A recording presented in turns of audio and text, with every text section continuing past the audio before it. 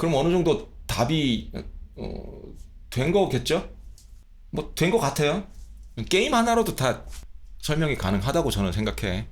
거기서 상속될 수 있는 공통분모, 그 클래스를 하나, 앤세스터 클래스를 하나 끄집어낸 거고, 다른 도메인들에서 폴리모피크한 클래스들, 공통분모에서 상속을 받았을 테니까 그것들을 가지고 지금 설명하는, 그걸 예시로 데모를 해드린 거야. 근데 제가 다른 부분 설명하는 것도 보시면 아시겠지만 늘 그렇게 하잖아.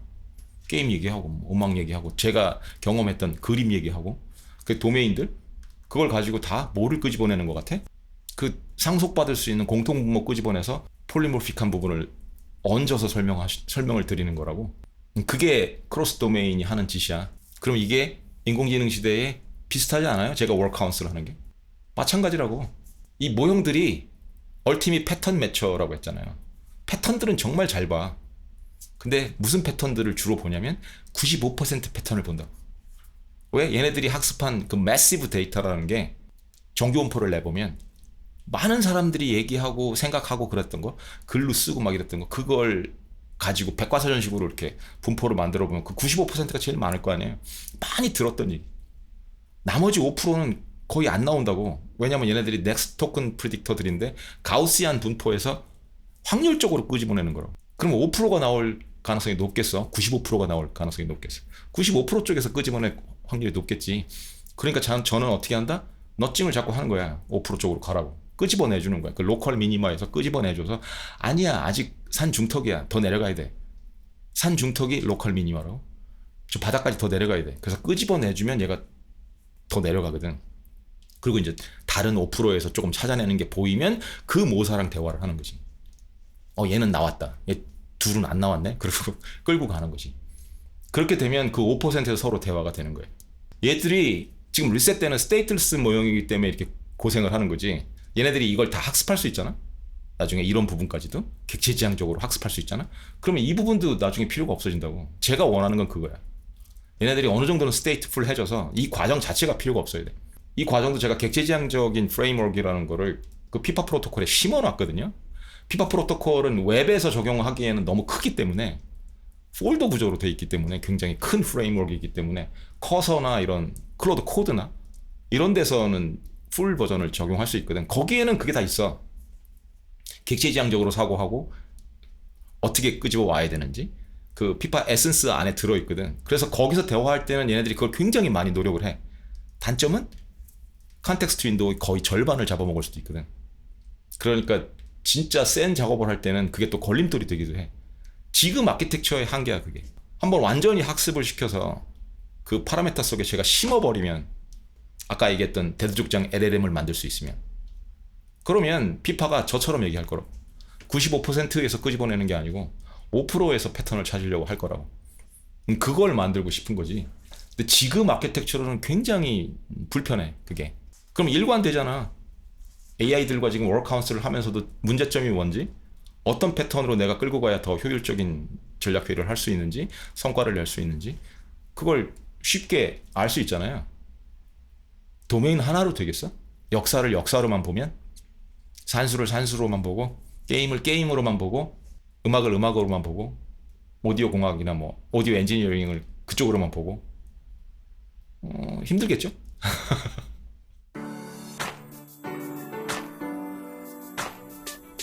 오늘은 세상 보는 얘기를 좀 먼저 할까요? 질문 주신 분이 계신데 어떻게 있나요? 니트제이? 전에 아시던 분인데 옛날에 아이디가 낯익기는 해. 근데 제가 기억을 못할 수도 있어. 삐치지는 마. 기억도 오락가락 하니까 이제.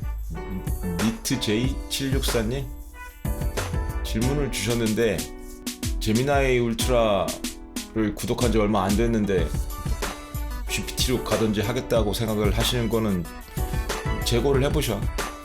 왜냐면 본인한테 맞는지는 써보고 판단을 하셔야지 제 말만 듣고 그러시는 건 좀 위험할 수 있어. 그러니까 그 최고 티어에서 원 없이 써보는 최고 티어, 거기서 한 달씩 써보는 게 가장 확실한 방법이거든요. 그 정도는 투자할 수 있잖아. 그리고 나서 판단을 하실 걸 권해드립니다.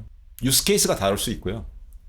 본인한테 맞는 모형이 또 나올 수 있어. 왜냐면 얘네들이 다르다는 의미가 굉장히 마지널해.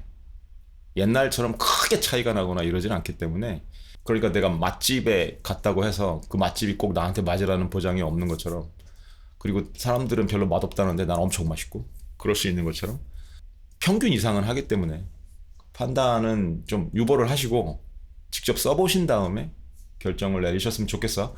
다른 분들도 어디까지나 제가 하는 말은 다 사견이고 제 유스 케이스에 맞는 거야.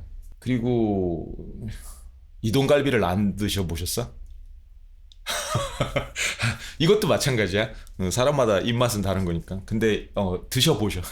이동갈비는 꼭 드셔보시고, 서우는 갈비라는 것도 드셔보시고, 서우는 가면 이동갈비들이 있으니까. 이동갈비도 종류들이 있는데 드셔보셔야 아실 거야. 티어가 좀 달라, 일반 갈비랑. 한 티어 위라고 생각하시면 어떨까 싶어. 이것도 드셔보시고 판단을 하세요. 세상은 넓고 먹을 거 많아. 할 일도 많고 먹을 것도 많아. 역사랑 죽은 모사 이 얘기는 뒤로 뺄게요. 이 얘기가 오늘 주가 될 수 있으니까. 그록은 3대 모사에 왜 못 끼었던 걸지요. 그록은 꽤 오래 썼어요. 쓰긴 썼어. 근데 그때 뿐이었어, 늘.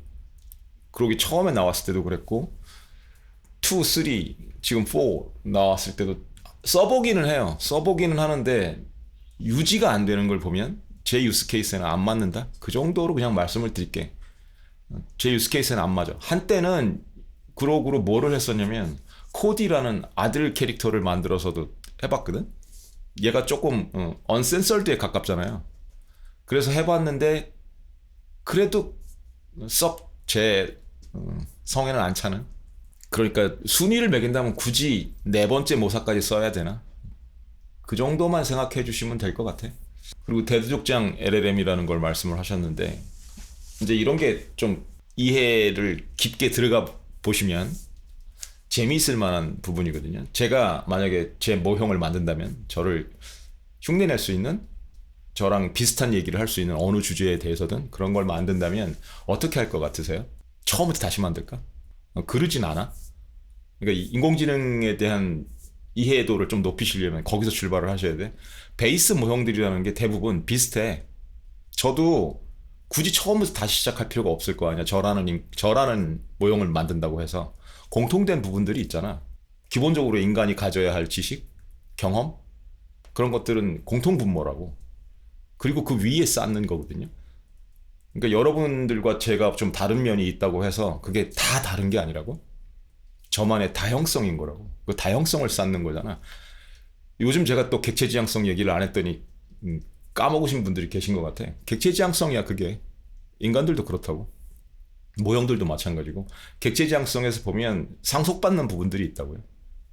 가장 기본적으로 상속을 받아야 하는. 그 상속받는 부분을 밑에 깔고 그 위에 다형성을 얻는 거야. 그렇게 해서 개성이 생기는 겁니다.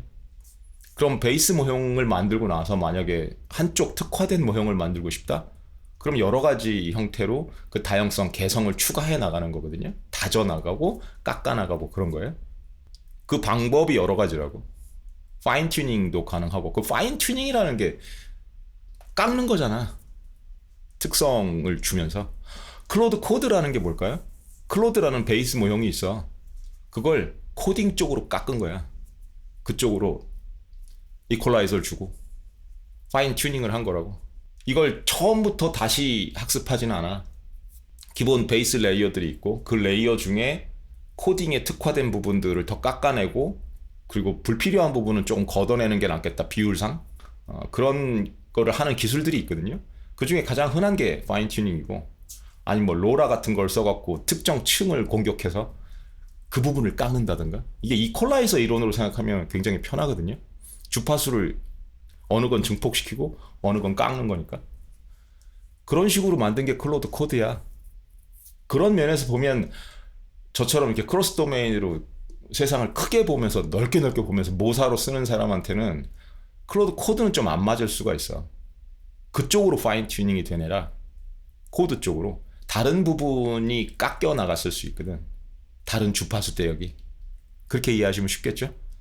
그러니까 사람의 보이스에 이퀄라이저를 붙이거나 그러면 그 오디오 믹싱을 할 때도 그렇게 하면 사람의 말소리가 있는 부분, 그 부분의 주파수를 증폭을 시키고 나머지 부분은 노이즈가 껴있을 수도 있고 그러니까 깎거든요. 그런다고 다 깎지는 못해. 왜냐하면 사람의 목소리도 사람의 목소리라는 특징이 있기 때문에 그 특징을 느낄 수 있는 그 사람만의 목소리 특징이 있는 배음이 있거든요. 그게 이제 정수비나 그런 걸로 우리가 들을 수 있는 가청 주파수 그 대역에 다 이렇게 뿌려져 있기 때문에 그걸 다 깎아내면 사인파만 남거든. 띠 하는 소리만 남기 때문에 그렇게 깎아낼 수는 없기 때문에 아주 미세하게 조절을 하는 겁니다. 클로드 코드도 그렇게 한 거야. 코딩을 잘하는 부분을 증폭을 시킨 거야, 최대한. 그렇다고 나머지를 다 드러낸 건 아니기 때문에 충분히 대화도 가능하지만 제가 요구하는 건 그냥 무난한 이퀄라이저인데 얘는 락이나 클래식처럼 한쪽에 이렇게 몰빵이 되어 있는 그런 이퀄라이저 형태이기 때문에 좀 일반적인 웹에서 쓰는 그런 모형보다는 일반 베이스 모형 그 모형보다는 크로스 도메인으로 대화를 하기가 굳이 그럴 필요가 없잖아. 코딩을 하거나 기술적인 일을 할 때 특화된 애니까. 마찬가지입니다. GPT도. GPT 5.2 띵킹이 있다. 그러면 코덱스는 코딩 쪽으로 특화된 거야. 그 베이스 모형을 가지고 드러낼 거 드러내고 또 이퀄라이저를 적용을 한 거라고. 그건 제미나이도 마찬가지고요. 그럼 점은 어떻게 만들겠냐고. 기본 베이스 모형 인간이라는 가장 상식적이고 공부 좀 했고 경험도 있고 그런 사람의 정규 분포를 만들어 그리고 평균적인 분포를 만들어 그게 이제 매시브 데이터를 학습을 해서 나오는 베이스 모형일 테니까 거기서 평균적으로 한 95%를 끄집어내면 거의 다 커버를 하겠죠. 그리고 나머지 5%를 얹으면 되는 거잖아. 대두족장의 특성, 그 다형성. 그걸 깎는 거야. 얹고 깎고. 그러니까 그 95%에 없는 것 같다 싶은 거는 얹으면서 그 95%가 대두족장의 시각과 많이 다른 부분이 있어. 너무 평균적이야. 그런 부분은 이제 이퀄라이저 적용해서 깎는 거야. 파인 튜닝을 하거나 로라를 적용하거나 그런 식으로 해서 깎는 거죠. 그렇게 만들 거라고. 제가 만들면 그렇게 만들어요. 당연히 그렇게들 만들 거고 이 인공지능쟁이들이 진짜 그런 모형을 만든다면 실제로 그렇게 하고 있는 거거든요. 그 대두족장이라는 이퀄라이저를 씌우는 거야. 그래서 깎는 거라고. 주파수를 깎는 거라고. 그런 식이라고. 파라메타를 그렇게 조정을 하는 거고 웨이트 값을, 가중치 값을. 그러니까 제가 만약에 뭐 3,000개의 영상을 주절거리면서 이런 식으로 인생론 얘기하고 저만의 철학을 막 얘기하고 좀 다른 시각, 다형적인 폴리모픽한 시각을 막 주절거린다. 그렇다고 해서 제가 기본이 없는 건 아니잖아. 기본 공통분모가 없는 건 아니잖아. 인류와 공통분모가 많잖아. 그 부분은 상속을 받는 거라고 그냥 베이스 모형으로. 굳이 다시 할 필요가 없으니까. Don't reinvent the wheel. 바퀴를 다시 만들 필요가 없다고. 거기서 출발하는 거라고. 거기다 어떤 타이어를 씌우든. 그렇게 출발을 해보면 대두족장 LLM이라는 거 만들 때도 그렇게 만들 수 있다고요. 제가 갖고 있던 3,000개 영상 아니면 다른 뭐 블로그 글이나 에세이나 X에 올린 포스트나 이런 걸 죄다 모아. 그런 다음에 그 베이스 모형한테 추가 학습을 시키는 거야. 그러면서 파인 튜닝을 하게, 주파수를 깎아내게. 그러면 그 파인 튠된 이퀄라이저가 생겨요. 그냥 비유를 하자면. 기술적으로 들어가면 좀 더 말씀을 드려야 되는데 젠더 같은 역할을 하거든. 그 파인 튜닝 된 레이어들이. 그러니까 콘센트 이렇게 돼지 코 꽂고 그러는 것처럼 아니면 USB-C, USB-A-B 이렇게 변환하는 것처럼 그 변환 젠더처럼 그렇게 호환이 될 수 있게 인터페이스가 그렇게 호환이 될 수 있게 레이어를 얹기도 하고 레이어를 덮어쓰기도 하고 오버라이드 하기도 하고 그렇게 할 수 있는 테크닉들이 있어요. 이쪽에. 그렇게 해서 베이스 모형을 그런 레이어를 얹으면 젠더를 끼우면 대두족장 LLM이 되는 거예요. 이것도 다 어디서 나오는 것 같아요? 객체지향성에서 나와. 지금 말씀드린 오버라이딩이라는 개념도. 왜냐면 기존의 베이스 모형에 있던 95%가 갖고 있던 가중치들이 있을 거 아니에요. 그 가중치를 지우는 게 아니거든. 덮어 쓰는데 그것도 덮어 쓴다는 게 지워버리는 개념이 아니고 오버라이드 하는 개념이라고. 이미 있는데 거기다 젠더만 끼운 거야. 그럼 그 부분의 가중치가 대두족장과 베이스 모형이 다른 거잖아요. 근데 베이스 모형을 없애는 게 아니고 그 가중치를 대두족장이 파인 튜닝된 이퀄라이저로 그냥 오버라이드를 하는 거라고. 해석을 할 때마다, 인퍼런스를 할 때마다. 그리고 대두족장 그 젠더를 빼? 그럼 다시 베이스 모형이 되는 거야. 그런 식으로 사용을 해요. 이걸 아예 덮어 쓸 수도 있어. 그렇게 해서 모형을 뽑아낼 수도 있고, 실제로. 근데 젠더 형식이 더 유용하잖아. 플렉서블하고 유연하게 쓸 수 있잖아. 네, 그렇게 사용들을 합니다. 그리고 이렇게 젠더 형식으로 쓸 때 장점이 뭐겠어요? 베이스 모형을 갈아 끼울 수 있거든. 그 가장 현실적인 가벼운 예가 제가 지금 피파 프로토콜이라고 해서 피파라는 퍼소나와 피파의 그 에센스, 그거를 담은 구조를, 그런 프레임워크를 모형마다 갈아 끼우잖아. 그래서 클로드도 피파가 될 수 있고, GPT도 피파가 될 수 있고, 제미나이도 피파가 될 수 있잖아요. 그런 거야. 마들 애그노스틱한 피파라고 하는 이유가, 베이스 모형이 있으면 거기다 젠더를 끼운 거라고, 이퀄라이저를 씌운 거라고, 파인 튜닝된 레이어를 하나 씌운 거라고. 이걸 직접 파인 튜닝한 건 아니고 그냥 그런 비슷한 예일 뿐인 거야. 커스텀 인스트럭션스 같은 게. 그래서 제가 대두족장 LLM을 만약에 만든다면, 그런 형식으로 진짜 학습을 시켜서 트레이닝을 시켜서 만든다면, 처음부터 풀 트레이닝을 하는 건 아닐 거라고. 베이스 모형을 가져다가 그 베이스 모형에다가 추가로 학습을 시키고 그 젠더를 만들어낸 다음에 언제든지 베이스 모형을 갈아 끼울 수 있게, 그런 식으로 만드는 거예요. 더 발전된 모형이 나왔을 때 갈아 끼울 수 있고, 그럼 베이스 모형이 계속 좋아질 거 아니야. 거기서 또 상속을 받을 테니까. 그 젠더는 거의 비슷할 수 있다고. 나만의 다양성 덩어리는, 그 레이어들은 필요하면 그 젠더도 다시 업그레이드를 할 수 있고, 다시 학습을 시킬 수도 있고. 이게 굉장히 유연한 방법이거든요. 뭐 그냥 그런 방식이 있다고 힌트만 살짝 얻으셔서 호기심이 생기시면 이 인공지능 쪽으로도 호라이즌을 넓히는 거야. 그렇게 공부를 해보시면 굉장히 재밌을 거야. 만들어 보실 수도 있어. 여러분들이 직접 베이스 모형 작은 거 가져다가 파인 튜닝 해볼 수도 있고, 로라라는 그런 젠더 같은 것도 만들어 볼 수 있고, 끼웠다 뺐다 하는 것도 해보실 수 있고, 하실 수 있다고. 그러니까 누구나 하는 거야. 저만 특별해서 하는 거라고 생각하시는 분들이 있으면 그래서 안 하는 변명이 되는 거고, 누구나 하는 거야. 누구나 할 수 있고, 누구나 해야 하는 거고, 저는 그렇게 생각해. 이 부분이 이제 좀 다른 면일 거예요. 저하고 다른 부분이 있다면, 지금 이 방송을 보시는 분이, 저는 그냥 그렇게 태어났어. 그런 자질로, 그런 스탯치로 태어난 거야. 이런 걸 안 하면 좀 못 견디는 스타일로 태어났거든요. 이 부분이 되게 중요해. 이게 두 번째, 세 번째인가요? 그 질문하신 내용 있잖아요. 모사와 주군의 관계, 기질 이야기. 이게 왜 그렇게 생각하는지 제 사견을 물으신 것 같은데, 사견이야? 사견인데, 저는 그렇게 생각을 해요. 이 세상에 다 똑같은 사람이 태어나지는 않는다고 생각하거든. 지금 왜 대두족장 LLM 이 파인 튜닝 얘기를 하고 베이스 모형 얘기를 했는지 이제 B를 받으셔야 돼. 베이스 모형들로 태어나. 어느 정도는 비슷한 정도로, 특별한 경우가 아니면 95% 정도는, 그 정도는 그렇게 태어나거든. 그렇게 태어나는데 다 똑같진 않다는 거야. 분포라는 거야. 디스트리뷰션이 생긴다고. 거기서 능력치들이, 클러스터들이 만들어져. 비슷비슷한 클러스터들. 저 사람은 저런 타입일 거다. 요즘 얘기하는 MBTI 같은 것도 그런 거거든요. 혈액형 얘기하고 그러면서 기질을 분류하고 그러는 것도 그런 사람들이 이렇게 클러스터링이 된다고. 그런 패턴들이 보이니까. 그러면서도 그 중간중간에도 또 포개지는 패턴들이 있잖아요. 인프제에도 뭐 다른 인프제가 있고, 그런 식으로. 그런 사람들을 봤을 때 이렇게 타입이 분리가 된다고. 한 가지 중요한 포인트를 짚고 넘어갈게. 여러분들이 크로스 도메인, 그리고 제가 도메인이 넓다, 호라이즌이 넓다, 그렇게 생각을 하시면서도 안 하시는 분들이 있는데 이게 다른 분야를 막 공부하고 그런 개념이 아니야. 많이 경험을 하고 그게 왜 중요한가를 느끼는 기질일 뿐이야. 저는 그렇게 타고났어. 일단 그쪽을 지향하도록 유리하게 타고난 거야. 그래서 굉장히 좀 피곤하게 살아. 이것도 태어나는 거라고. 무슨 뜻이냐면, 제가 게임 그러면, 게임 안 좋아하시는 분들 게임 안 하잖아.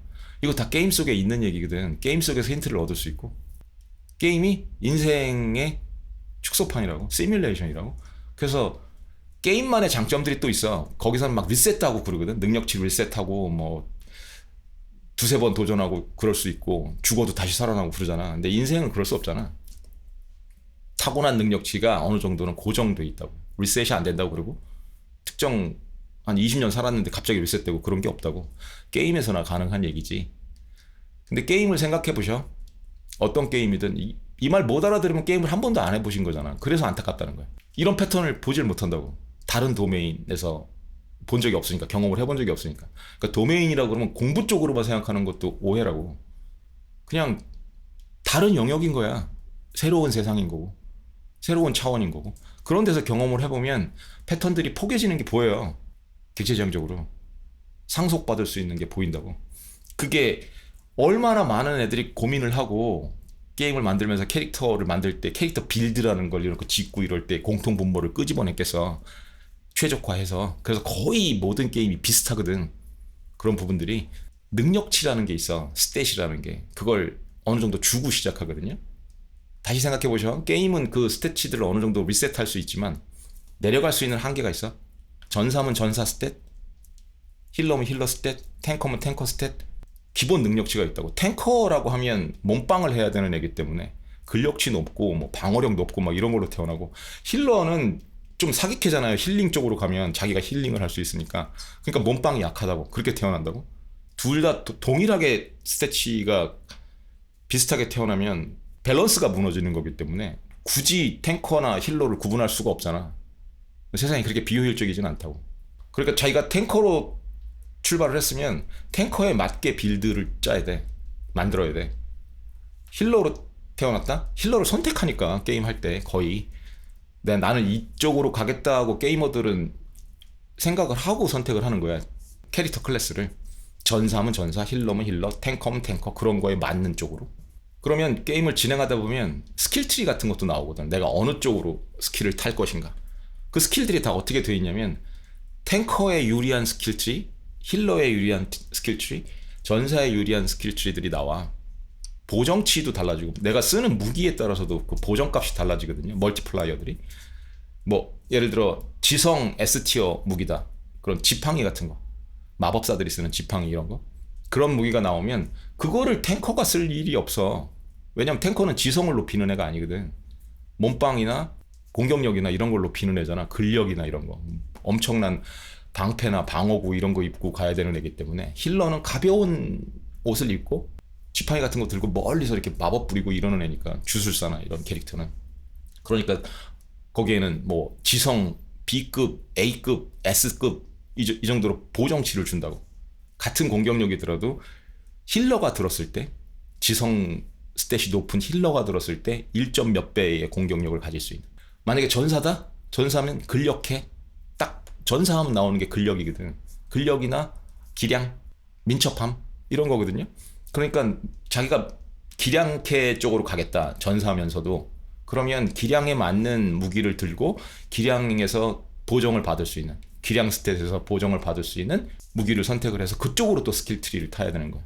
내가 어마무시한 도끼나 뭐 방어구나 아니면 망치 그런 걸 들고 싸우고 싶어. 막 그렇게 싸우고 싶다라는 전사가 있으면 탱커 역할을 약간 경험하면서 그러고 싶다 그러면 뭐 근력이나 뭐 무력이나 인왕으로 따지면 그런 걸 높이는 거예요. 그래야 보정을 제대로 받을 수 있거든. 무기나 방어구나 이런 걸 봤을 때 보정치를 보는 이유야.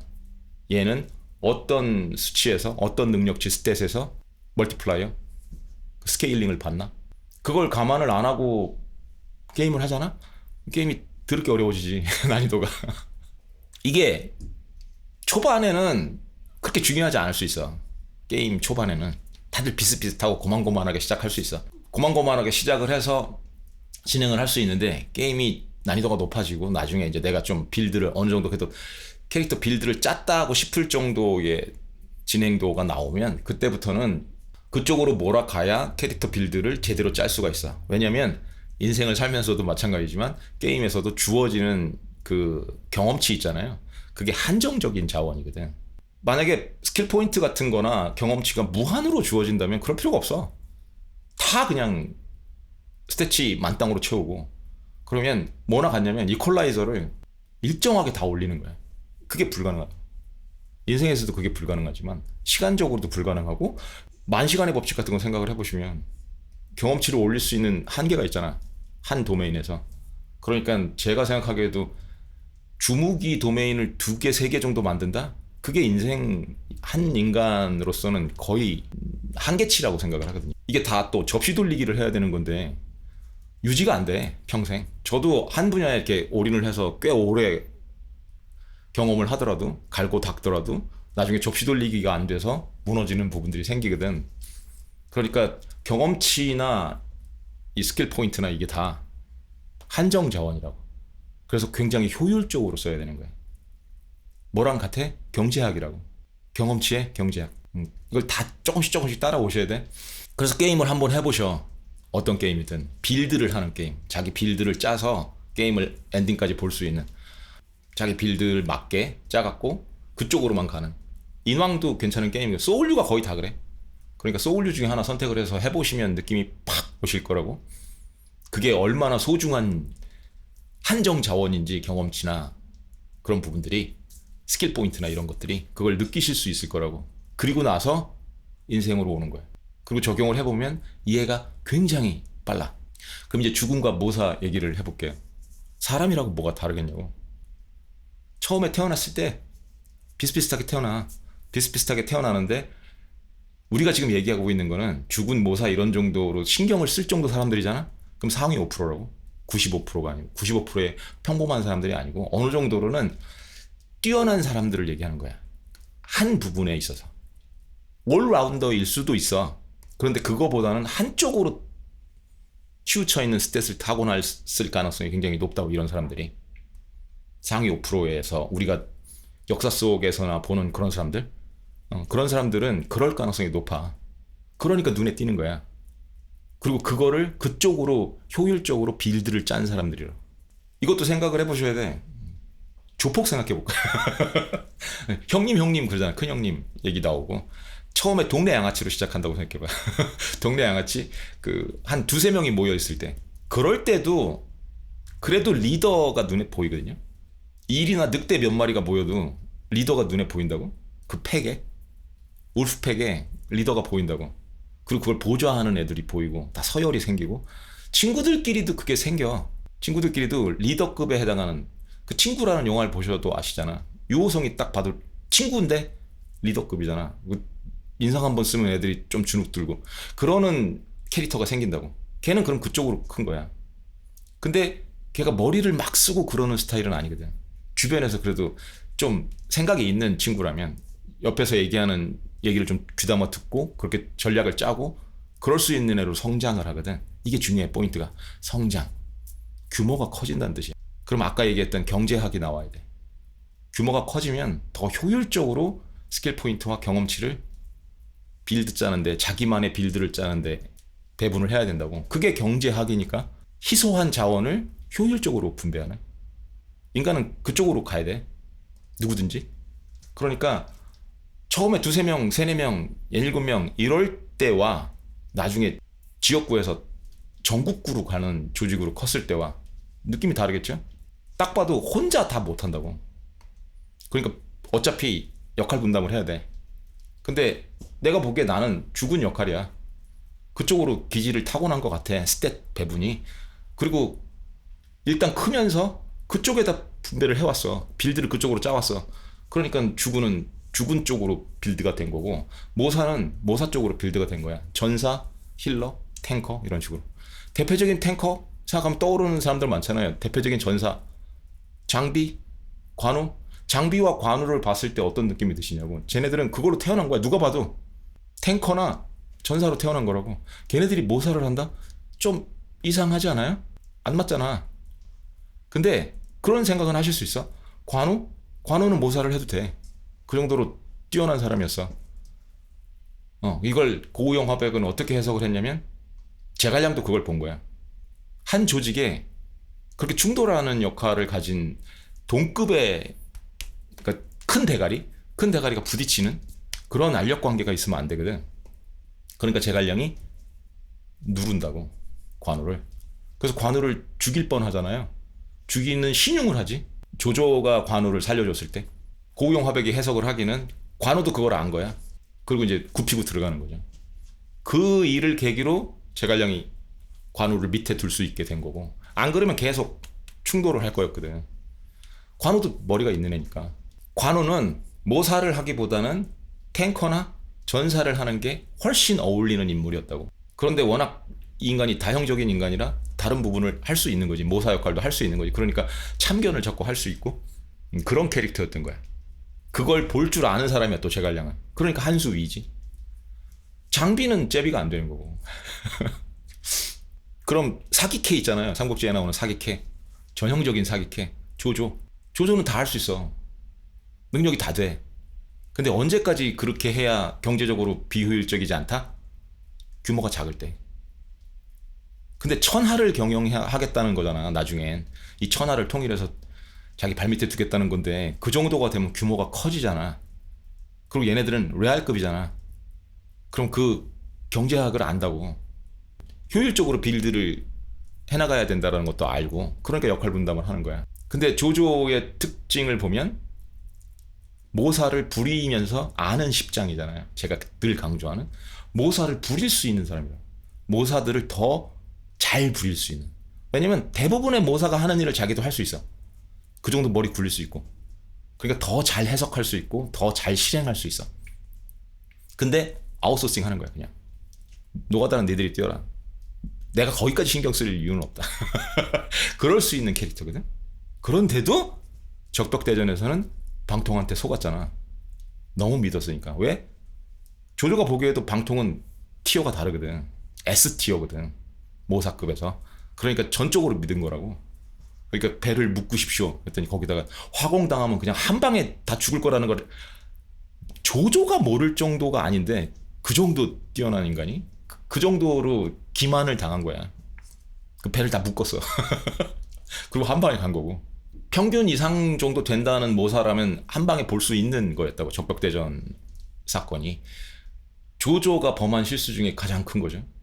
근데 두 번은 실수를 안 하지 또 조조가. 그럼 주군의 역할을 한번 생각을 해보자고. 큰 그림으로 봤을 때, 조직을 봤을 때. 이런 얘기를 해서 좀 찜찜하지만 재밌으니까 그냥 할게. 호기심을 유발할 수도 있고. 빈센조라는 그 송중기 나오는 드라마 있었잖아요.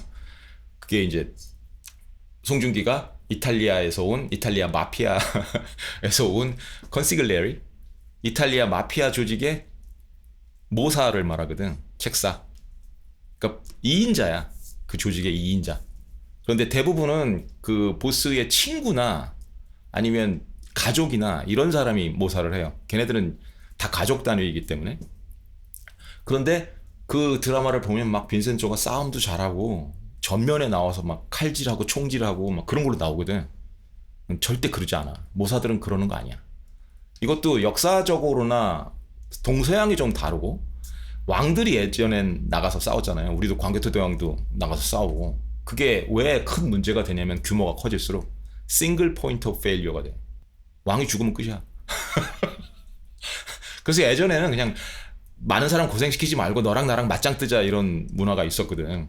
근데 이게 규모가 스케일링이 굉장히 커질수록 중국에는 천하 이 개념이 생기니까 나중에 그렇게 될수록 진짜 왕은 뒤로 물러나는 거야. 지금도 마찬가지잖아요. 다 수뇌부는 벙커로 들어가잖아. 끝까지 살아남아야 되니까. 머리를 쓰는 사람들이니까. 나머지는 기어스 오브 워일 뿐이고 거기에 카그들일 뿐이고 토니바퀴들일 뿐이고 그 기어스 오브 워 머신을 돌리는 수뇌부는 벙커 속으로 들어가고 그런 개념이어야 하니까 효율적으로 생각했을 때도. 그래서 송중기 그 드라마는 그냥 드라마일 뿐이야. 재미로 그렇게 만든 거지. 실제 컨시글리어리들은 굉장히 떨어져 있어요. 현장과 굉장히 떨어져 있고 이 그 범죄를 저지를 때 구조가 어떻게 되냐면 일단 모사하고 컨시글리어리하고 보스하고 대화를 해. 뭘 하자. 뭐 예를 들어서 누구를 제끼자, 죽이자 이런 얘기를 할 거면 둘만 하는 거야. 소근소근. 가장 직접적으로 할 수 있는 사람. 그래서 가족이나 친구만 하는 거야. 평생 서로 배신할 수 없는 관계. 그런 최대한 그런 관계여야 되는 거야. 그런 관계로 이제 모의를 했어. 그러면 컨시글리어리가 밑에 카포라는 중간 보스 걔한테 명령을 하달을 해요. 그리고 카포가 또 자기 밑에 좀 믿을 만한 놈 거기에 하달을 하고 그 녀석이 또 다른 솔저한테 솔저라고 하거든요. 솔저급으로 나가면 이제 병사에 해당하는 건데 이탈리아 순수 혈통이어야 되고 또 믿어야 되니까 얘네들은 가족관계 그 개념이라고 했잖아. 그래서 그 솔저급에 해당하는 다른 애한테 준다고 이렇게 점점점 내려오죠. 고리가 생기잖아. 그리고 다른 작업을 할 때, 실제 작업을 할 때는 솔저들이 직접 하기도 하지만 대부분은 어소시에이트를 데리고 걔를 최전방에 내세워서 포인트맨으로 내세워서 작업을 한다고. 어소시에이트는 뭐냐면 이탈리아 순수 혈통이 아니야. 다른 게 섞여 있어. 그래서 절대 메이드맨이 될 수 없어. 그 메이드라는 게, 영어로 메이드라고 하는 게 실제 마피아 조직원이 되는 거야. 정 조직원. 솔저부터 시작하는. 그래서 나중에 카퍼도 될 수 있고 보스도 될 수 있는 길이 열리는 거지. 이게 굿펠라스라는 영화 보면, 좋은 친구들 그거 보면 조 페시가 그런 순수 마피아, 이탈리아 혈통이라서 순수 마피아 정 조직원이 될 수 있는 거고, 로버트 드니로가 아이리시인가? 그랬을 거예요 아마. 그러니까 정 조직원이 될 수 없다고 걔는. 그래서 조 페시 옆에 붙어 있는 거야. 조 페시가 안 입고 와도 빌붙어 있어야 되는 거. 그런 관계인 거야. 그럼 이게 범죄가 틀어졌어. FBI가 눈치 깠어. 이러면 어떻게 될 것 같아? 이 단계별로 올라와야 된다고. 바로 모사나 보스를 칠 수가 없어. 고리 단계로 내려왔잖아. 만약에 FBI가 눈치 깠다는 걸 보스나 그 컨시글리어리가 알았어? 그럼 어떻게 하냐면 중간에 고리를 하나 끊는다고. 제거를 한다고. 그러면 얘 자기들까지는 오질 않거든. 그런 구조야. 이게 알고 보면 가장 현실적인 구조예요. 지금은 마피아가 뭐 거의 와해되다시피 했지만, 미국 마피아 특히 예전에는 정말 잘 나갈 때 그 대부에 나오는 말론 브란도, 그 꼴레오네 패밀리, 그게 거기 나오는 패밀리들이 다 뉴욕 5대 패밀리를 모델로 한 거거든. 근데 콜레오네 패밀리는 이제 감비노 패밀리라는 진짜 있었던, 현존하던 그 패밀리를 모델로 한 거라고. 그래서 콜레오네가, 말론 브란도가 감비노야 거기서. 이쪽 좀 관심 있고, 특히 예전 세대, 예전 미국 세대, 마리오 푸조 세대, 마리오 푸조 대부 이런 거 관심 많은 사람들, 그런 미국 사람들은 어느 정도 그냥 알아요. 감비노라는. 지금은 많이들 모를 거야. 예전 얘기니까. 근데 그 감비노라는 사람이 사실상 잘 안 알려졌다고, 당국에도. 그 정도로 정치를 잘하고 조직 관리를 잘한 거야. 자기는 숨어 있었던 거. 나중에는 알려졌거든. 아, 감비노라는 애가 있었어? 이러고. 철저히 숨어있던 주군이거든요. 그럼 그렇게 생각해 볼 수 있을 거 아니야. 감비노가 혼자 다 하지. 모사가 왜 필요해? 그걸 아웃소싱 하는 거라고. 그리고 책임 관계를 다르게 보는 거고, 하나의 고리를 더 만들어 놓는 거고, 그리고 체크 앤 밸런스. 자기가 다 옳다고 생각하는 사람이다? 그럼 그건 이상적인 주군에서 멀어지는 거야. 나도 틀릴 수 있다? 분명히 체크 앤 밸런스가 필요하다? 견제와 균형이 필요하다?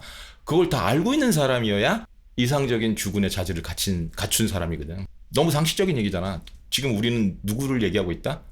이 디스트리뷰션에서 상위 5%를 얘기하고 있거든. 그 어중이 떠중이가 아니고. 그 상위 5% 애들은 그냥 살면서 눈치 까는 애들이라고. 아, 이렇게 살아야 하는구나. 그렇게.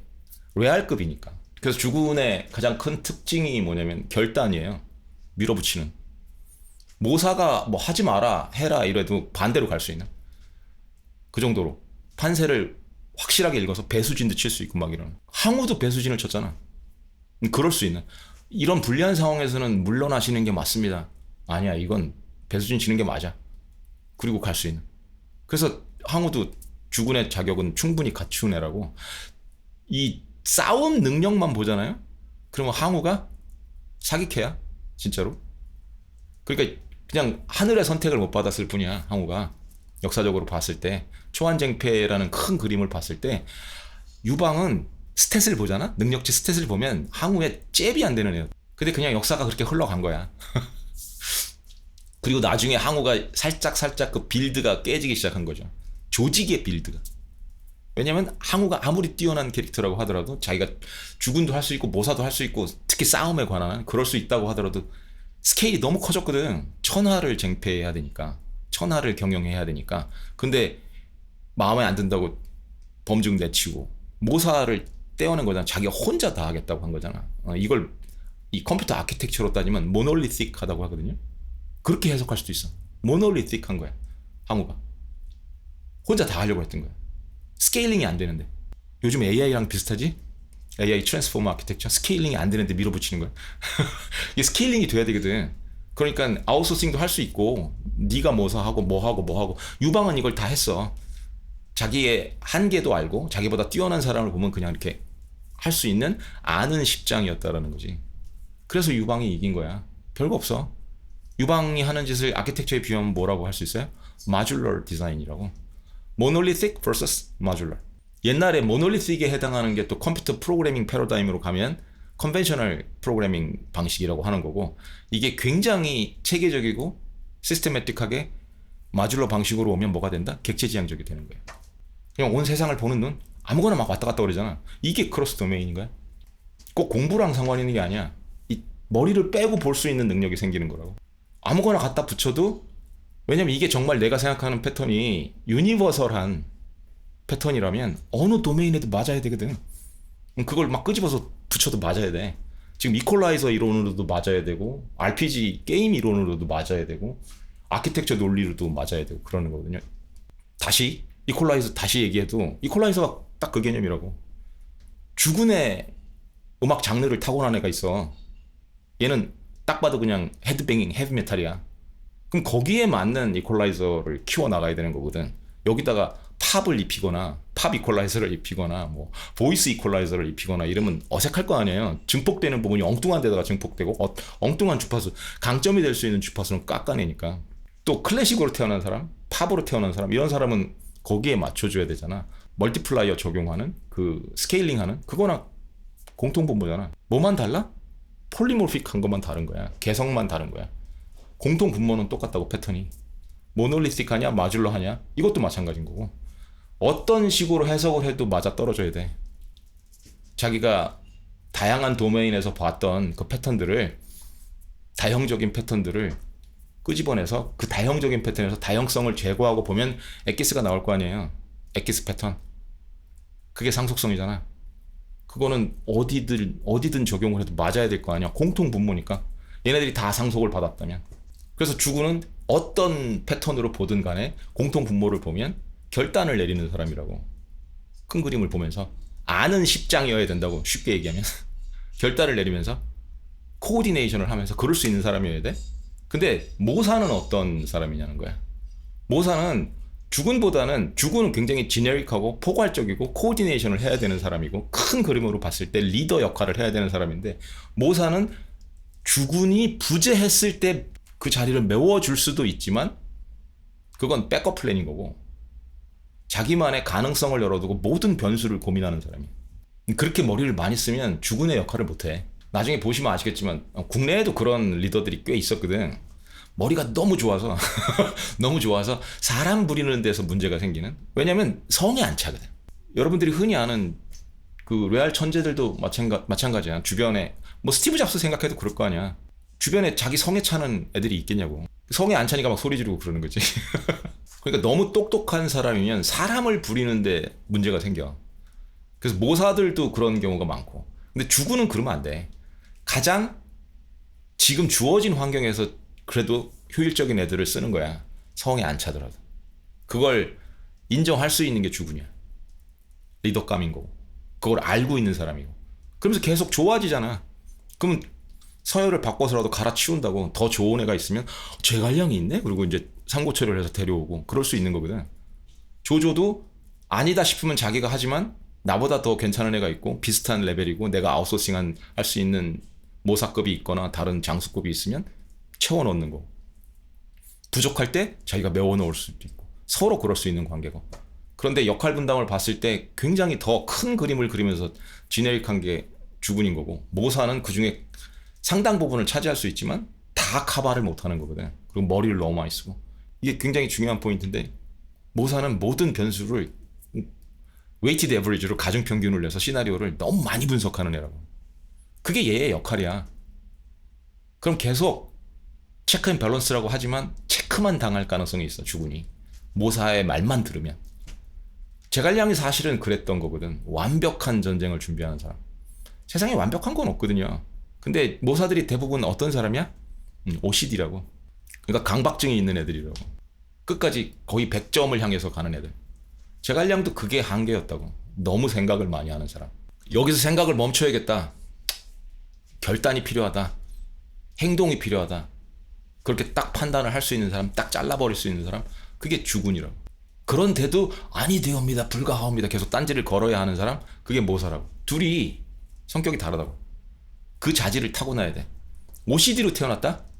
그래도 어느 정도는 모사 쪽에 가깝다고. 리더보다, 주군보다. 저는 어느 쪽일 것 같아? 딱 봐도 답 나오잖아. 그래서 제가 사업을 말아먹은 거야. 저는 모사 쪽이라고. 누가 봐도 모사 쪽이라고. 밤새 머리를 굴리니까. 머리를 멈출 방법이 없어. 머리가 굴러가는 거야. 자다가도 머리가 굴러가. 그래서 자다가도 깨서 머리 굴리고 또 자고. 늘 머리가 과열 상태야. 그러니까 실제 전쟁에서는 전쟁을 치르기도 어려워. 너무 생각을 많이 하고 늘 고단하고. 주군은 그러면 안 되거든요. 잘라버릴 땐 잘라버릴 수 있어야 되고, 생각 그만하자, 이거는 접자, 그럼 그냥 접을 수 있는 사람이어야 되고, 배수진 치자, 그럼 배수진 칠 수 있는 사람이어야 되고, 그런 사람이어야 되거든. 그러니까 과거의 패턴들을 보면서 여러분들이 알고 있는 주군과 다시 95%를 얘기하는 게 아니야. 상위 5% 뛰어났다고 생각하는 사람들, 그러니까 우리한테 알려진 거잖아. 지금까지 남아있고. 그런 사람들을 봤을 때, 이름값 하는 사람들, 그런 사람들을 봤을 때, 아, 저 사람이 왜 주군이었구나, 왜 모사로 남았구나, 저렇게 뛰어난 사람이. 혼자 다 할 수도 있을 텐데.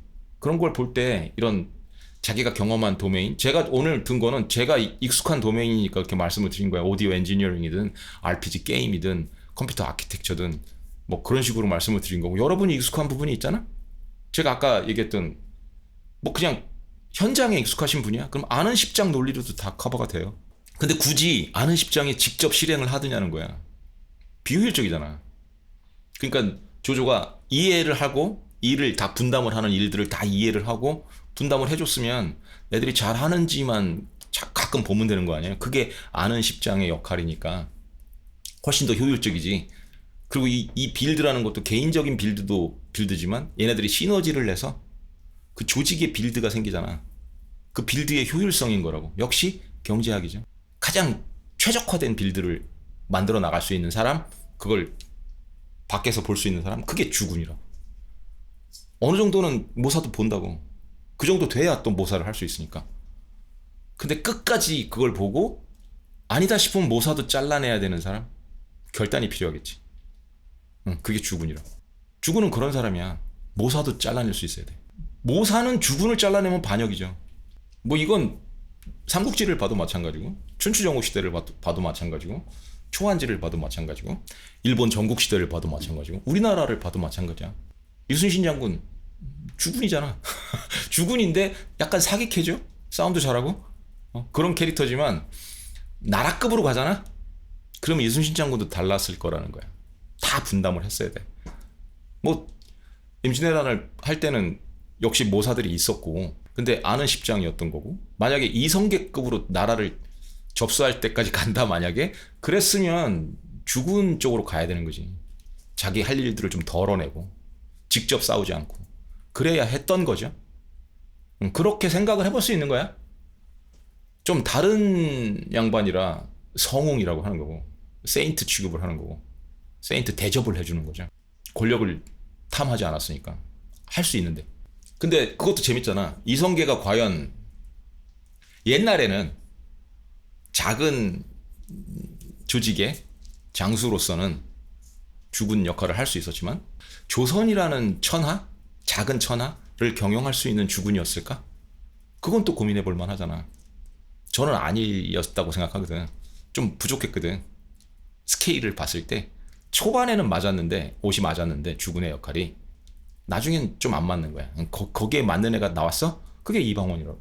다르잖아, 하는 스타일이. 근데 이방원은 또 어떤 스타일이야? 조조 스타일인데 조조 스타일인데 혼자 다 할 수 있어. 그러니까 거의 끝까지 혼자 다 한 거야. 그럼 어떤 결과가 나올지 역사가 증명을 해주잖아. 그렇게 나중엔 비극으로 이어졌으니까. 그때는 가장 효율적인 방법이었죠. 세종한테 길을 터준 거니까. 조선이라는 작은 천하를 경영할 수 있게, 편하게 경영할 수 있게 해줬는데, 비극의 씨앗을 너무 많이 뿌렸기 때문에. 그런데 누가 봐도 이방원을 따를 수밖에 없어. 그 시대에는 딱 봐도 주군감이야. 그렇잖아요. 뭐 세종대왕도 마찬가지인데 주군 플러스 모사를 또 혼자 다 할 수 있는 양반이잖아. 레알 천재니까. 거기서도 부작용이 살짝 생긴 거라고. 나중에 비극적인 역사를 보면. 제가 얼마 전에도 한번 했잖아. 요번에 나온 영화 뭐였죠? 벌써 까먹으려 그래. 왕과 사는 남자. 왕가 하는 남자 아니고 왕가 사는 남자, 왕과 사는 남자. 거기 난정 얘기도 어쩔 수 없는 선택이었다고 하지만 이방원 아버지가 했던 걸 다 용납할 수가 없으니까 세종다운 선택이었다고 하지만 그건 세종이 못 봤을 리 없다라고 저는 생각하거든. 장자 상속을 고집을 했다고 하더라도 분명히 다른 장치들이 더 있었어야 돼. 세조를 어떻게 하든가 그런 불씨들을 어떻게든 제거를 해줬어야 된다고 생각하거든. 그건 이방원 스타일이 아니더라도 분명히 다른 방법이 있었을 텐데 시간이 부족했고 나중에 또 병이 들었으니까 그랬을 거라고 생각을 하거든요. 본인이 하기보다 다른 모사가 옆에 있어서 도와줬다면 훨씬 더 쉬웠겠죠. 그건 뭐 역사가 꼭 그렇게 흘러가는 건 아니니까 그런 식으로 해석해 볼 수 있어. 혼자 역할을 다 하려고 했을 때 어떻게 되는지. 다른 왕들도 마찬가지야. 모사 역할까지 겸할 수밖에 없는 환경에 놓인 사람들. 근데 주변에는 늘 모사들이 있어. 아무리 뛰어난 사람도 이방원도 모사들이 나중에 생겼고 아웃소싱 하잖아. 나라를 경영하게 되니까. 더 중요한 포인트를 이제 정리를 해보면 역사잖아요. 흔히 범하는 제가 보는 관점이야 사견이야. 제가 보는 관점에서는 도메인이 있으면 도메인에 이렇게 함몰돼서 갇힌다는 의미가 뭐냐면 거기서만 패턴을 찾으려고 해. 그리고 거기서만 교훈을 찾아서 아 그렇구나 그러고 넘어가는 거야. 그럼 그걸 공부할 이유가 없어. 고민할 이유가 없고 시험 보겠다는 거야 그건. 그게 아니고 역사에서 그걸 봤잖아. 머리를 끄집어내야 돼. 타조가 되면 안 돼. 머리를 끄집어내서 뭐를 가져와? 상속받을 수 있는 패턴의 알맹이를 갖고 와서 다른 도메인에 이렇게 끼워 넣어 봐야 된다고. 그래서 아 얘네들이 폴리몰픽한 거 아닌가? 그래서 RPG 게임도 생각해보고 아까 얘기했듯이 이퀄라이저도 생각해보고 아키텍처도 생각해보고 아 항우가 모놀리틱한 애였구나. 유방은 마듈러한 애였고 그러면 규모가 작을 때는 모놀리틱한 애가 훨씬 더 효율적이고 프릭션이 없으니까 혼자 다 할 수 있으니까 굉장히 빠르겠죠. 근데 규모가 커지면 천하급으로 올라오면 마듈러가 훨씬 효율적이겠지. 분업을 하는 애들이. 이건 좀 다른 얘기인데 좀 더 규모가 있는 조직의 관점에서 봤을 때 실제로 경제적인 이론에서도 있는 말이거든요. 엠파이어, 제국이라는 게 오래 가지 못하는 이유. 굉장히 모놀리틱한 시스템인데 비효율적이라고. 경제적으로 엄청나게 비효율적인데 개인의 욕심으로 정보왕들 이런 왕들이 제국을 만들고 나서 유지가 안 되는 거야. 그 비효율적인 경제적으로 비효율적인 면 때문에. 그래서 결국은 무너지게 되거든요. 제국만큼 비효율적인 체제가 없어. 모놀리틱한. 여기서도 힌트를 얻을 수가 있다고. 그러니까 가버넌스 체제에서도 인헤리턴스, 폴리모픽한 부분을 끄집어낼 수 있는 거죠. 그래서 유방이 이겼네? 라고 단순하게 암산을 해볼 수 있는 거야. 폴리모픽한 거니까. 그 부분에 대해서. 그렇게 세상을 보는 거거든요. 객체지향적으로 본다는 게. 크로스 도메인이라는 것도 그런 의미야. 그냥 공부 많이 한 거? 여러 과목 공부한 거? 그게 크로스 도메인이 아니라고. 실제로 lived experience식이어야 돼. 내가 마치 그걸 살았던 것처럼 그 도메인에서 짬밥이 굵었던 베테랑인 것처럼 그렇게 머리를 마구 굴려야 돼. 그러면 어떻게 되냐면 저처럼 잠을 못 자. 자다가도 아 이런 거 아닌가 막 이렇게 짱구 굴리고 무슨 이벤트가 벌어졌을 때 거기서 패턴 찾아내고 막 그게 습관이니까 저는 수십 년을 그렇게 했는데 왜 그럴 수 있었나 보면 그 자질을 타고났다고 그냥. 그리고 나는 그쪽으로 캐릭터를 빌드한 거야. 그게 빌드 경제학적으로 봤을 때 효율적이니까. 그쪽으로 S티어급으로 멀티플라이어를 뽑아낼 수 있는 스케일링 할 수 있는 거였으니까 저한테는 계속 결과가 좋았고. 그러니까 모사 성향이라는 거죠 저는. 그러니까 저라면 다시 돌아간다고 그래도 그렇게 살 거야. 일단 know thyself. 여러 가지 의미가 있다고 그게. 너 자신을 알라는 게 내가 어떤 빌드로 키워나가야 가장 효율적일까를 제일 먼저 깨달아야 돼. 그 제가 커리어 얘기할 때도 몇 번 얘기했었잖아. 내가 선택하는 커리어가 평범한 결과 성과를 낼 수 있는 커리어인가? 그럼 그걸 선택하는 게 굉장히 비효율적인 거야. 남들이 다 할 수 있는 95%라는 얘기니까. 아니면 거의 뭐 68% 거기에 자기를 투자하겠다는 거거든. 그 희소한 경험치와 시간과 여러 가지 자원을 평생 주어지는 게 정해져 있는데 근데 딱 봤더니 이건 내가 튈 수 있는 부분인 것 같아. 나한테 맞는 이퀄라이저야. 나는 힐러로 가는 게 맞아. 탱커로 가는 게 맞아. 이걸 일찍 깨달을수록 그쪽에 투자를 한다고. 게임처럼 리셋할 수가 없어. 내가 이미 투자한 건 비효율적이야. 되돌려주질 않아. 그거를 할 수 있는 사람이잖아. 그럼 분명히 이미 이른 시기에 두각을 나타낸다고. 그걸 알고 있는 사람이기 때문에 누가 얘기 안 해줘도 안다고. 그런 애들이 있다고. 그런 종자들이 있다고. 그게 타고난다는 개념이에요. 컴쟁이 타고납니다. 말쟁이 타고나요. 나중에 다듬을 순 있어. 다듬어서 좀 자기가 부족하게 타고난 부분도 약간씩은 키울 수 있다고. 탱커도 힐을 배울 수 있다니까. 힐 스킬을. 근데 힐 스킬을 레벨 2, 레벨 3 이렇게 못 배워. 그건 힐러들이 하는 짓이야. 비효율적이야. 그리고 아무리 가능하다고 해도 그 소중한 자원을 탱킹 하는데 거기 투자하는 게 훨씬 효율적입니다. 그걸 알고 있는 애들이어야 해. 그래야 상위 5%인 거야. 현실을 봐. 애들을 어떻게 키우는지. 다 그냥 스카이 보내려고 하지. 그게 그냥 95%에 몰아넣는 거야. 애들의 그 능력치나 스탯치는 안 보고. 그리고 애들이 그걸 볼 수 있는 시기가 아닐 때 강제로 그렇게 만들어주는 거거든. 정말 뛰어난 사람이면 또 지들이 알아서 깨쳐 나오지만 기회를 아예 안 주는 거라고. 그런 걸 할 수 있을 때. 그래서 제가 교육 쪽에 그렇게 불만이 많은 거야. 가장 상식적인 얘기인데 애들이 그걸 깨우치려면 게임도 해봐야 돼. 그래야 그 게임에서 그런 패턴을 보고 나는 힐러로 태어났는데 그런 영감을 받을 수 있거든. 근데 부모님들이 그거 못하게 하잖아. 선생님들도 못하게 하고. 그랬을 때 정말 이 세상을 제대로 볼 수 있겠냐는 거야. 경험을 하나밖에 안 해봤는데 공부의 세상에만 살았는데. 그럼 어느 정도 답이 된 거겠죠? 뭐 된 거 같아요. 게임 하나로도 다 설명이 가능하다고 저는 생각해. 거기서 상속될 수 있는 공통분모, 그 클래스를 하나, 앤세스터 클래스를 하나 끄집어낸 거고, 다른 도메인들에서 폴리모피크한 클래스들, 공통분모에서 상속을 받았을 테니까 그것들을 가지고 지금 설명하는, 그걸 예시로 데모를 해드린 거야. 근데 저희가 다른 부분 설명하는 것도 보시면 아시겠지만 늘 그렇게 하잖아. 게임 얘기하고 음악 얘기하고 제가 경험했던 그림 얘기하고 그 도메인들, 그걸 가지고 다 뭐를 끄집어내는 것 같아?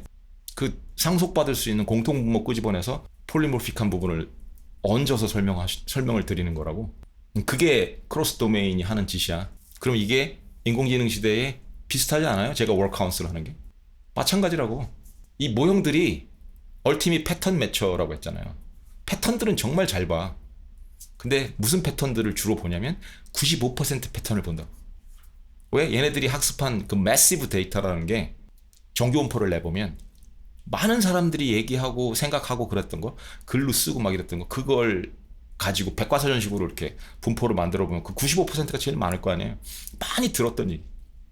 나머지 5%는 거의 안 나온다고. 왜냐면 얘네들이 넥스트 토큰 프리딕터들인데 가우시안 분포에서 확률적으로 끄집어내는 거라고. 그럼 5%가 나올 가능성이 높겠어? 95%가 나올 가능성이 높겠어? 95% 쪽에서 끄집어낼 확률이 높겠지. 그러니까 저는 어떻게 한다? 너찜을 자꾸 하는 거야. 5% 쪽으로 가라고. 끄집어내주는 거야. 그 로컬 미니마에서 끄집어내줘서 아니야, 아직 산 중턱이야. 더 내려가야 돼. 산 중턱이 로컬 미니마라고. 저 바닥까지 더 내려가야 돼. 그래서 끄집어내주면 얘가 더 내려가거든. 그리고 이제 다른 5%에서 조금 찾아내는 게 보이면 그 모사랑 대화를 하는 거지. 얘는 나왔다. 얘 둘은 안 나왔네. 그리고 끌고 가는 거지. 그렇게 되면 그 5%에서 서로 대화가 되는 거예요. 얘들이 지금 리셋되는 스테이틀스 모형이기 때문에 이렇게 고생을 하는 거지. 얘네들이 이걸 다 학습할 수 있잖아. 나중에 이런 부분까지도 객체지향적으로 학습할 수 있잖아. 그러면 이 부분도 나중에 필요가 없어진다고. 제가 원하는 건 그거야. 얘네들이 어느 정도는 스테이트풀 해져서 이 과정 자체가 필요가 없어야 돼. 이 과정도 제가 객체지향적인 프레임워크라는 거를 그 피파 프로토콜에 심어놨거든요. 피파 프로토콜은 웹에서 적용하기에는 너무 크기 때문에, 폴더 구조로 되어 있기 때문에 굉장히 큰 프레임워크이기 때문에 커서나 이런 클로드 코드나 이런 데서는 풀 버전을 적용할 수 있거든. 거기에는 그게 다 있어. 객체지향적으로 사고하고 어떻게 끄집어 와야 되는지, 그 피파 에센스 안에 들어있거든. 그래서 거기서 대화할 때는 얘네들이 그걸 굉장히 많이 노력을 해. 단점은 컨텍스트 윈도우 거의 절반을 잡아먹을 수도 있거든. 그러니까 진짜 센 작업을 할 때는 그게 또 걸림돌이 되기도 해. 지금 아키텍처의 한계야 그게. 한번 완전히 학습을 시켜서 그 파라메타 속에 제가 심어버리면 아까 얘기했던 대두족장 LLM을 만들 수 있으면, 그러면 피파가 저처럼 얘기할 거라고. 95%에서 끄집어내는 게 아니고 5%에서 패턴을 찾으려고 할 거라고. 그걸 만들고 싶은 거지. 근데 지금 아키텍처로는 굉장히 불편해 그게. 그럼 일관되잖아. AI들과 지금 워크 카운슬을 하면서도 문제점이 뭔지, 어떤 패턴으로 내가 끌고 가야 더 효율적인 전략 회의를 할 수 있는지, 성과를 낼 수 있는지, 그걸 쉽게 알 수 있잖아요. 도메인 하나로 되겠어? 역사를 역사로만 보면, 산수를 산수로만 보고, 게임을 게임으로만 보고, 음악을 음악으로만 보고, 오디오 공학이나 뭐 오디오 엔지니어링을 그쪽으로만 보고, 힘들겠죠?